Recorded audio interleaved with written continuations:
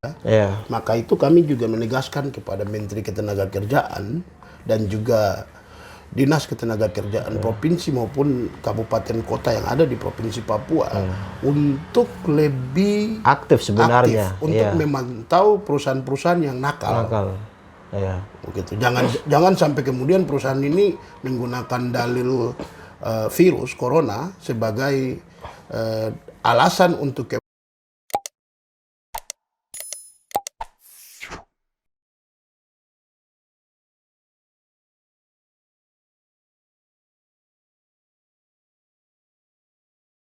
Kali ini kita akan membahas tentang rencana pemerintah Provinsi Papua yang akan melakukan lockdown mengingat bertambahnya kasus COVID-19 di Papua. Dan kali ini kita akan membahas sebenarnya apa sih dampak-dampaknya. Nah, kali ini sudah hadir sama saya Direktur LBH Papua dan kita akan membahas dari sisi hukumnya ya. ya, Sekali lagi terima kasih buat kesempatannya Pak Direktur. Saya langsung strike, Pak Direktur. Saya baca di salah satu media mainstream ya, media terkemuka di Indonesia juga bahwa ada statement Anda yang mengatakan bahwa kalau memang pemerintah Papua mau menetapkan lockdown, harusnya disesuaikan dengan undang-undang karantina. Nah, sebenarnya apa alasan dibalik latar belakang statement dari Pak Direktur? Silakan. Oke, terima kasih. Salam jumpa kembali. Pada prinsipnya pernyataan itu didasarkan atas hak ekonomi sosial budaya dari warga negara. Yang paling pokok adalah pemenuhan kebutuhan pokok ya, berkaitan dengan sandan, pangan, dan papan. Nah, berkaitan dengan papan, berkaitan dengan tempat tinggal ya. Iya. Ini khusus bagi para pekerja, itu kan banyak yang kemudian tinggal di kos-kosan, Oh iya ya. kontrakan, dan itu harus dibayar setiap bulan ataupun setiap tahunnya. Untuk dibayar itu mereka harus kerja. Itu satu. Yang berikutnya berkaitan dengan makan. Itu juga bagi yang punya kebun mereka bisa panen dari kebunnya. Tapi yang tidak punya kebun, mereka harus belanja. Sementara untuk belanja, kebanyakan kebutuhan pangan itu kan dijual di pasar. Ya. Dan juga di swalayan-swalayan. Gitu. Kalau kemudian itu ditutup, mereka akan kesulitan untuk kemudian membeli makan. Begitu. Baik yang mentah maupun yang sudah masak karena ditutup. Ingat tadi, mereka lapangan pekerjaan mereka juga tentunya kan terancam ya, karena mereka dengan begitu mereka akan kesulitan uang juga ini untuk kemudian membeli makanan ya, baik yang masak maupun yang masih mentah. Di atas kesulitan itu rupanya pasarnya juga tidak ada, ditutup. Swalayan juga ditutup begitu. Nah, selain itu bagi kebutuhan-kebutuhan lain, katakanlah dalam konteks ingin membeli pakaian dan sebagainya, kan swalayan juga tutup. Paling dekat adalah anak ya, anak yang harus membutuhkan popok. Ini kan mereka akan kesulitan ini. Oke lah, mungkin ada yang akan berpikir kan bisa dibeli lewat internet, begitu. Tapi di Papua itu kan tidak semua daerah yang lengkap dengan jaringan internet, begitu. Kemudian terlepas dari itu kan juga ada cerita lockdown internetnya putus, ada juga cerita internetnya bermasalah karena jaringan, begitu. Jadi pikiran orang akan melengkapi kebutuhan itu dengan online, saya pikir agak sulit kalau untuk di Papua. Yang pasti dengan mereka bisa akses langsung itu menjadi sesuatu yang sangat mungkin dilakukan begitu. Tapi apabila itu kemudian ditutup semuanya, pastinya juga akan sangat berdampak bagi mereka, baik untuk tempat tinggal tadi, kemudian untuk makan tadi, dan juga untuk pakaian, lebih khususnya popok untuk bayi. Begitu. Nah, terlepas dari itu, kan bukan hanya sakit virus ini, virus corona, tapi ada sakit-sakit lain juga kan. Begitu. Dan sakit-sakit lain itu juga membutuhkan tempat perawatan. Gitu. Dan untuk merawat sakit-sakit lainnya itu kan juga membutuhkan uang. Begitu. Terlepas dari itu, ada juga masyarakat yang punya ternak. Ya. Nah, yang bagi masyarakat yang punya ternak, kan mereka harus cari makanan bagi ternaknya. Begitu. Ya, syukur kalau mereka punya tanaman di pinggiran rumah yang bisa kemudian dipetik dan kemudian dimasak, kemudian diberikan atau dikasih mentah. Tapi kalau yang tidak ada, dia harus keluar kan dari rumah. Nah, di sini membutuhkan suatu kebijakan yang harus dipenuhi baik untuk manusia maupun ternaknya. Nah, dalam Undang-Undang Nomor 6 tahun 2018 tentang kekarantinaan kesehatan itu sudah mengatur dengan tegas terkait apa yang kemudian menjadi tanggung jawab pemerintah dan juga apa yang harus dipenuhi menyangkut hak-hak warga negara. Begitu. Nah, kalau saya lihat di pasal 6 ya, pasal 6 itu jelas disebutkan ya, terkait setiap orang memperoleh perlakuan yang sama dalam pelayanan kekarantinaan kesehatan. Yang berikutnya di pasal 8 itu menjelaskan terkait setiap orang mempunyai hak untuk mendapatkan pelayanan kesehatan dasar dan juga kebutuhan pangan dan kebutuhan kehidupan sehari-hari lainnya selama karantina.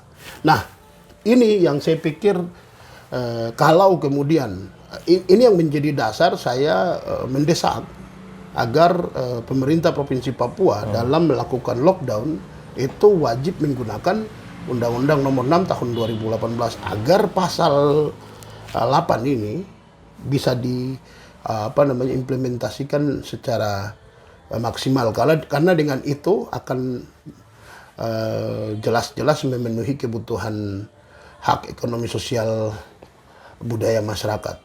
Oke, wah, Pak Direktur, ini pandemi ini kan sudah berjalan hampir setahun lebih ya. Apakah dari pengalaman pernah Pak Direktur lihat bahwa kan sebelum-sebelumnya kan pernah ada lockdown itu? Apakah itu kemudian ada memiliki dampak terhadap dalam hal ini buruh atau bagaimana, sehingga penting sekali harus Pak Direktur mengeluarkan statement bahwa memang harus disesuaikan dengan undang-undang karantina. Ya, oke, terima kasih. Apa yang tadi saya sebutkan, ini berkaca dari pengalaman lockdown di tahun 2020 yang pernah dilakukan oleh pemerintah Provinsi Papua. Pada tahun 2020 ketika di lockdown, yang pertama mengalami dampak yaitu para pekerja yang ada di Bandara TICOLY. Di sana saya mendapatkan berita bahwa para pekerja, khususnya pengemudi taksi, itu kesulitan untuk mendapatkan upah atau mendapatkan hasil karena lapangan pekerjaannya ditutup. Yang berikutnya, bagi warga masyarakat yang biasanya menjual pinang, noken di bandara, itu juga terancam lipat tikar. Begitu pula para penjual tiket, itu juga kesulitan mereka di sana. Selain itu, para buru-buru pesawat, ini juga kesulitan mereka. Kesulitan mereka ini jelas berdampak pada upah mereka. Kesulitan mereka itu jelas berdampak pada sumber untuk mendapatkan uang. Ketika mereka kesulitan mendapatkan uang, yang jadi pertanyaan adalah bagaimana dengan kesejahteraan keluarga mereka. Khususnya dalam konteks yang tadi saya sampaikan, untuk membeli makan, untuk membayar rumah sewa atau kontrakan, untuk membeli popok bagi anak ataupun pakaian bagi mereka. Ini kan yang kemudian menjadi terdampak. Yang berikutnya, kami tahu bahwa Menteri Ketenagakerjaan itu sudah memberikan atau mengeluarkan sebuah surat ya untuk kemudian memerintahkan kepada seluruh perusahaan untuk tidak menjadikan corona sebagai alasan untuk mem-PHK-kan. Iya. Tapi pada faktanya di lapangan, faktanya pada saat lockdown di tahun kemarin, tahun 2020, dan terlepas dari lockdown itu di Timika, khususnya PT Freeport. PT Freeport saja mem-PHK-kan kurang lebih 100 lebih buruhnya. Itu juga alasannya dengan salah satunya adalah corona. Itu satu. Yang berikutnya, dalam konteks jam kerja yang dialami oleh beberapa buruh di kebun sawit. Yang sebelumnya mereka kerja dengan jam kerja waktu kerja 18 hari. Tapi kemudian diturunkan menjadi 12 hari. Penurunan ini berdampak pada upah. Karena dihitung upah itu per hari. Yang tadinya 18, mereka kan akan dapat lebih. Tapi karena diturunkan menjadi 12, itu hanya sedikit. Pertanyaannya, bagaimana kemudian bagi yang di PHK-kan ini untuk bagaimana kemudian mereka bisa memenuhi kebutuhan kesejahteraan keluarganya. Karena kan di PHK atas atas dasar kondisi COVID. Begitu. Nah, itu kan mereka kesulitan. Yang berikutnya ketika waktu kerjanya diturunkan dari 18 hari menjadi 12 hari. Upah mereka juga akan disesuaikan dengan jam kerja ya. Betul. Nah, dalam konteks itu kita semua tahu bagaimana biaya hidup di Papua. Untuk beli makan saja mahal.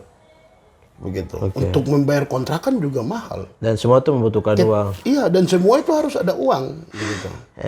Nah, ketika itu turun, otomatis katakanlah satu keluarga buruh yang anaknya 2 atau anaknya 3 yang semuanya sekolah. Pertama, mereka itu kan butuhkan makan.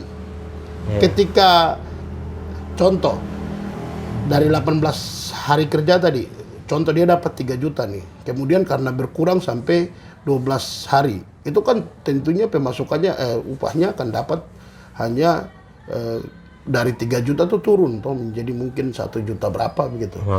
Dengan 1 juta berapa, apakah bisa kemudian memenuhi kebutuhan hidup mereka selama 30 hari dalam 1 bulan? Iya. Ini baru kebutuhan makan ini. Kalau 1 juta itu mungkin tidak bisa karena mengingat uang sewa rumah saja kalau di Papua sekolah 1 jutaan lah, belum lagi uang makan, biaya anak dan biaya yang lain-lain ya. Betul. Itu dampak yang lalu. Dampak yang sekarang ini itu kan kemarin kita lihat dalam berita di PT Freeport ya. Ada berapa ratusan buruh yang kemudian protes untuk protes vaksin. Nah, apa dampak yang kemudian mereka alami? Mereka kemudian diberikan sanksi, tapi akhirnya juga di PHK. Padahal kalau kemudian saya analisa dan kemudian bertanya-tanya, apakah di dalam perjanjian kerja bersama itu menyebutkan perihal corona tidak? Kalau sebenarnya tidak disebutkan, berarti kan ini adalah dalil atau alibi ataupun alasan yang dibuat-buat sampai kemudian bisa PHK-kan para buruh itu.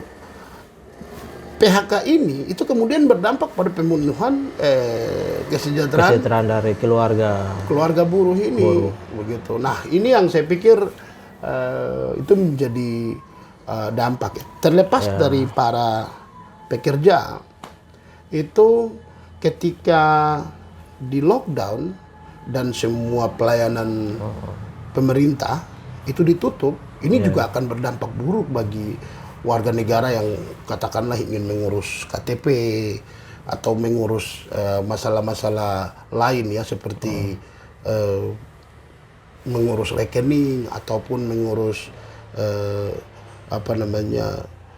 untuk mengurus persoalan-persoalan lain lagi ya, seperti kebutuhan untuk mereka berangkat atau mungkin kebutuhan-kebutuhan mendesak, katakanlah ketika istrinya mau melahirkan, itu kan mereka akan sangat sulit itu. Begitu. Nah, kondisi-kondisi ini yang saya pikir menjadi bagian dari dampak ya. Selain itu, yang paling pokok di sini, ini berkaitan dengan pendidikan. Oke, kalau seandainya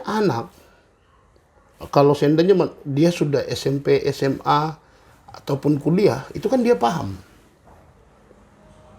Tapi kalau bagi anak-anak SD, ketika di lockdown dan harus sekolah dengan menggunakan Zoom, ini kan tentunya Membutuhkan pulsa. satu. Yang berikutnya ibu atau bapaknya atau kakaknya harus mendampingi dia. Begitu. Di atas itu, Dan ini membutuhkan biaya-biaya yang tidak terduga ya. betul. Nah, selain itu, pekerjaan dari orang yang akan mendampingi anak, katakanlah bapaknya, itu juga akan terdampak. Apalagi kan kita lihat misalkan ada anak-anak dari keluarga yang ya orang tuanya cuma berjualan di pasar itu. Ya. Itu kan jelas-jelas akan kena dampak sekali dan itu akan berdampak pada sekolahnya dia juga karena kan pada saat kita sekolah online kan, belajar online itu kan ya membutuhkan biaya di situ. Biaya dan benar. Nah, dalam konteks itu, apabila sekolah itu dibayar, maka ada yang terima uang apa ya? Uang cuma-cuma ya. Uang cuma-cuma bukan. Makan gaji buta. Ya. Makan gaji buta seperti para guru nih. Ataupun para dosen. Mereka tidak ngajar.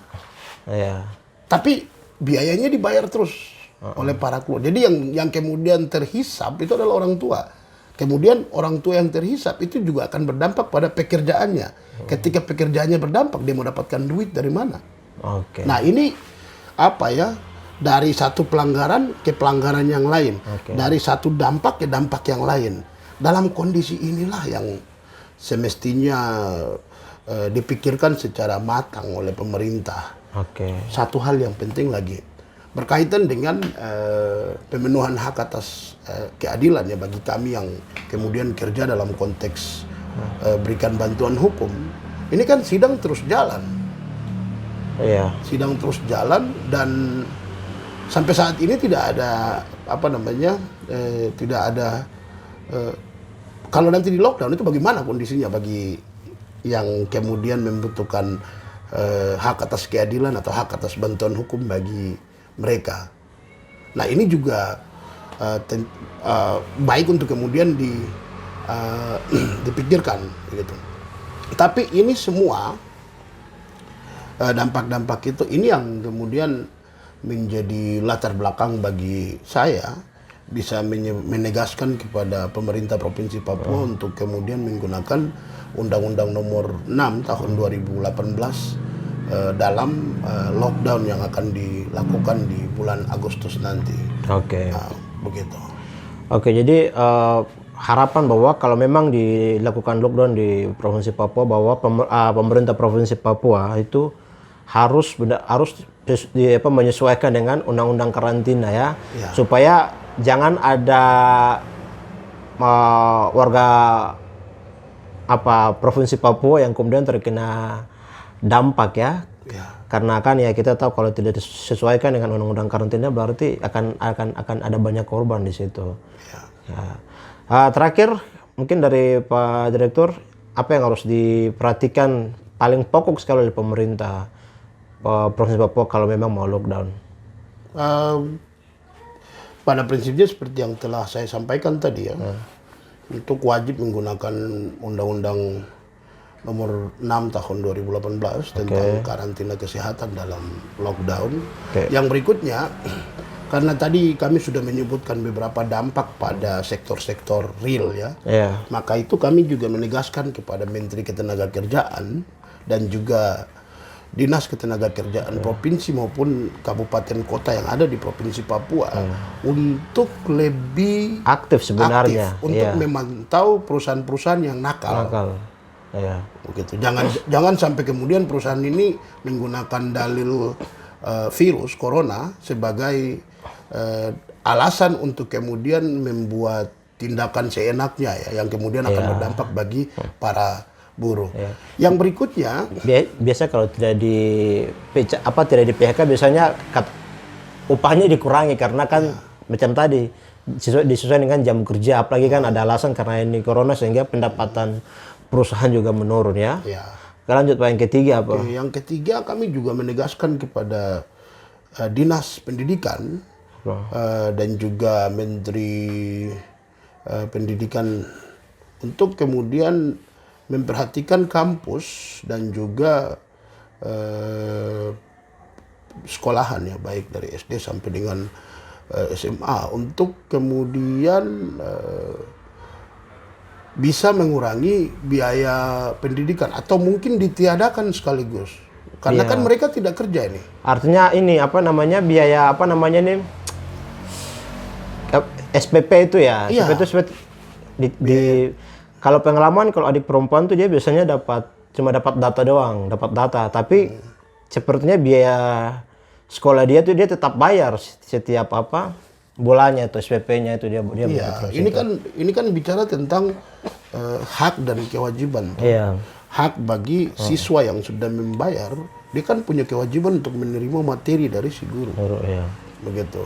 Oke, materi yang dimaksudkan itu harapannya kan si guru ini yang kemudian memberikan, begitu. Iya. Bayangkan kalau seandainya itu online dan kan anak nih yang paling kita pikirkan di sini kan anak yang masih sekolah SD. Iya.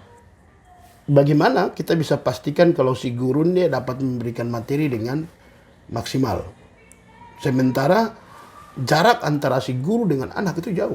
Kan kita tidak bisa memastikan itu. Saya sangat apresiasi dengan kebijakan di tahun kemarin yang meluluskan angkatan yang SMA, SMP karena ada alasan COVID ya, begitu.